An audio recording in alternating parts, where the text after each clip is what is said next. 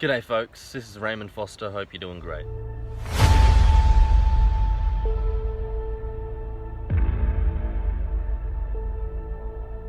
Over the past few days I've been having an ongoing conversation with a few individuals who are white sympathetic.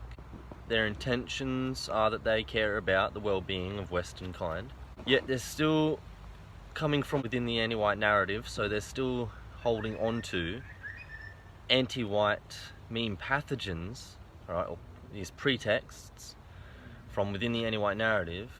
The anti-white meme pathogen, which is that care for Western kind, okay, supporting the well-being of Western kind, is somehow inherently evil and bad because that means harming non-whites. So what's good for white folk is somehow bad for non-white people, and we got to look after the non-white people, so we just can't have anything good for white folk. Okay? That's the fundamental MP there, okay? And how is it arising subconsciously, even in individuals who are trying to go out into the world and intentionally support and promote the well-being of our people? They're unable to do it because of this sickness, this MP, in their own mind, their own programming. Okay? One example was an opposition to miscegenation or race mixing. Okay? Instead of opposing white erasure or just the harm of our people, okay, and then promoting the well-being of our people, it's twisted into some focus on non-whites and not supporting non-whites, having to be against non-whites for some reason because they want to support our folks' well-being. Again, why? Because of the subconscious meme pathogen, alright? The brainwashing, this idea that's been put in all of our heads since childhood that anything good for white people automatically is bad and harms non-white people. Okay, that's the MP. So the meme curative, okay, the cure for this sick idea, this programming in people's minds is, alright, the well-being of Western kind, helping white folk, is the well-being of everyone. So helping white folk helps non-white people. The more we support and help white people, the more non-white people benefit as well. Alright? That's what folk need to understand. So, supporting white well-being is supporting the well-being of all people, including Western kind. Okay? That's the cure. But again, they're struggling to address the advocacy of the well-being of our folk, okay? Because, again, this underlying MP. Another way that it came up, again, was this negativity being directed towards non-whites, okay? Instead of anti-whites, alright? Instead of blaming anti-whites for being anti-white, okay?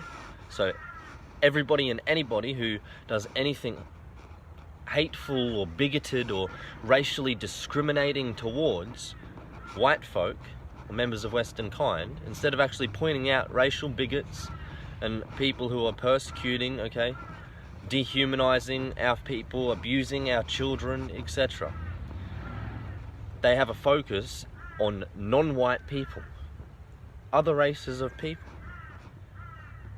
And the reason, again, is not because they want to, but because they have been brainwashed subconsciously since childhood to automatically have an association within their brain, okay, there's neural pathways, actual physical part of their brain that says and makes them think that when they want to try to help and support their own race, their own people, that somehow they have to go harm non-white people in order to do that.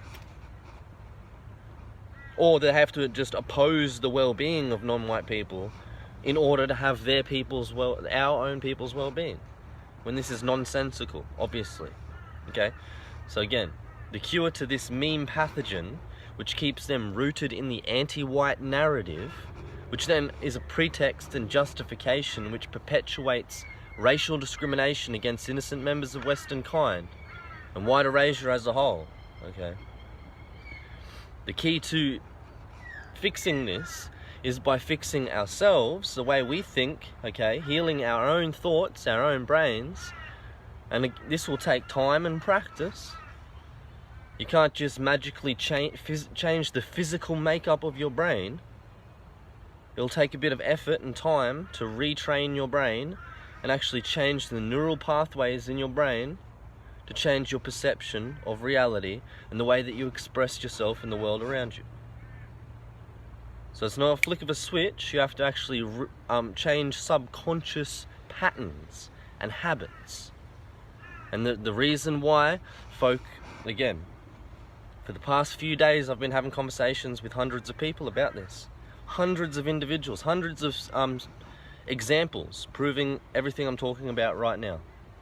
And all of them are tied to this one meme pathogen. One subconscious idea has hundreds and hundreds of people confused, and it will take time, okay, because it is a subconscious, habitual, unconscious, triggered pattern, all right, and habit. It's just coming out naturally. It's like a motor skill. It's the same as you growing your hair, okay? So these people are reacting and acting in this way, in the same way that you grow your hair. You can't control it. It just happens automatically. Yeah? Even though there is a part of your brain that's making it happen, there's a part of your genetics that's making it happen, you can't control it. It happens beyond your awareness. In the same way, these people are saying these things, they're opposing race mixing because it's beyond their awareness. They have opposition of non-whites because it's beyond their awareness.